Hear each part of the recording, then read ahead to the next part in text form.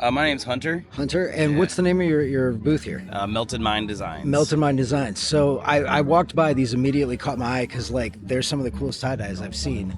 I have to ask, like, how do you get it? How do you get the designs so crisp and stuff? Like, what do you do? So for a lot of like the lines and crispness, that's just how tight you tie it. Yeah. I use something called sinew. It's like a wax covered artificial deer hide string. So that helps resist some of the dye. So like this shirt was actually a black t-shirt. I don't know if you can see or if it's just audio. Yep, no, I can see it. This was a black t-shirt that I reversed color out, so the black lines, that's like the original color still left. Oh, that's interesting. And it stayed because the lines were tied so tight. And then, same thing with the white. You have the white lines or color sneaks in there. Yeah. All this stuff I do is ice dyed. Okay. So it's not What does done that with mean? like liquid. So liquid dyeing is like where you mix the dye up first and kind of squirt it onto it. This is all done with dry dye powder, sprinkled on, and then ice, and let the ice melt. So it creates some more of a flow. So you can see that's like kind of more flowy.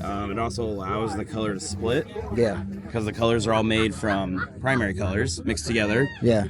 Put it on top of ice, you're gonna get that yellow and that blue and that red, kind of splitting out and making different colors. So That's awesome. You can put one color, for example, like imperial purple is a color I use a lot, and that splits into blues and greens, and it's just one color. That's cool. cool. And all that. That's amazing. And then you have something like this too. That's what I call like a gravity dye. Yeah. So I tied it down the middle, and then both sides hang off over the edge, and it just drips down down on top of it. I mean, this is a crazy amount of like science and art and technique all at the same it's time. It's just a lot of learning and on Facebook and stuff. I mean, I'm definitely not the only one out here doing stuff like this, but that's the great thing about tie-dye is anyone doing the same style, it still is so unique. I mean, every piece is pretty unique to itself. I don't know if I've ever made any two pieces that are the same. Do you do this full time?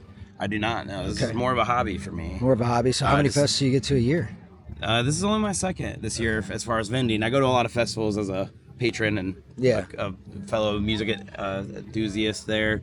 A lot of bluegrass, a lot of jam stuff. But I had a free weekend, and they wanted some vendors. So Nice. I've always wanted to come down here. I'm from Milwaukee, Wisconsin. So that's a drove good about 10 drive. hours to be here. Yeah. Always heard this is an amazing venue and wanted to check it out, and this is a perfect opportunity. Yeah. for What it. do you think of the Caverns? It's beautiful, man.